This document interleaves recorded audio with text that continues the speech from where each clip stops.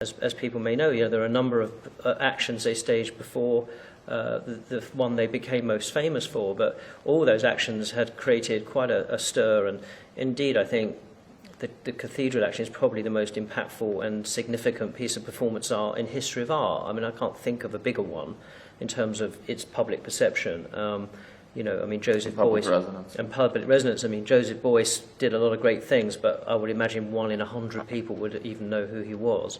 Whereas now, I would have thought most of the world know who Pussy Riot were. And indeed, the fact that they're not understood in the way that we feel and they feel they should be is the reason for making the film in many ways. And it's not a comment on its quality, but it's a comment on its impact and its place in performance art. I think is made the whole concept of performance a better known idea. So I think that's very significant. As I say, the numbers of people who would know Yves Klein or Beuys or whatever are limited. So they've expanded, I think, consciousness about what art can be to a very significant extent. Ultimately, the story was very much misunderstood, both in the West and in Russia. And I think that in the West, the misunderstanding was that, first of all, that they're a punk group, that they're a band, who get in trouble for singing a song against Putin, which is just nonsense. If they'd done it outside the church, nothing would have happened to him, to them. And you look at their other performances. They sing "Putin pissed himself" on the Red Square, and they get like a $15 fine for it.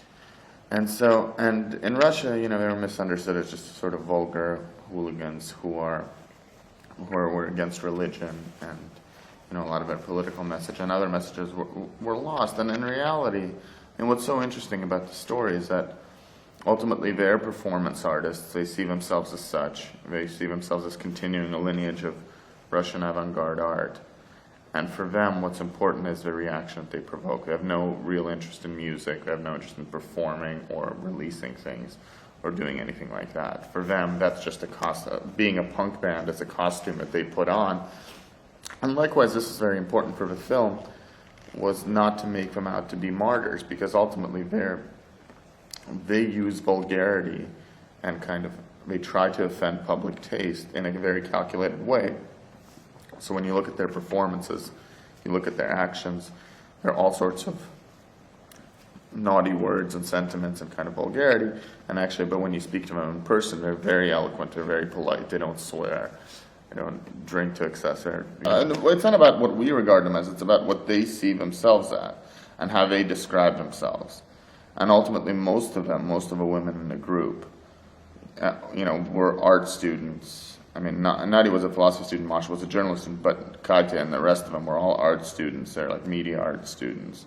And, and during the trial, they compare themselves to Malevich, they compare themselves to Brigov. They're very influenced by Moscow conceptualism and Moscow kind of performance art. And so that's how they see themselves. And I think that what their legacy is for the world is precisely what I mentioned earlier, is that it's creating an alternative form of visual iconography for political activism. Stuff that official power doesn't quite know, not to sound Foucauldian, but actions that the people in power don't quite know how to react to and don't quite know how to handle because they're done on terms that are different. Well, for starters, they've reappropriated the word pussy, and to have that on the front page of the New York Post or primetime television is actually an astonishing achievement where, and that is part of their feminist agenda, of course, and so we could start with that. We could also start with the fact that, they have actually provided an incredible sort of insight into Russian society for the rest of the world. I mean, although, of course, in some ways what they've done is misinterpreted, nevertheless there's been this incredible focus on the sort of social struggle that is occurring in that part of the world. And I think we do sort of, I think people are looking at Russia in very different ways now, and the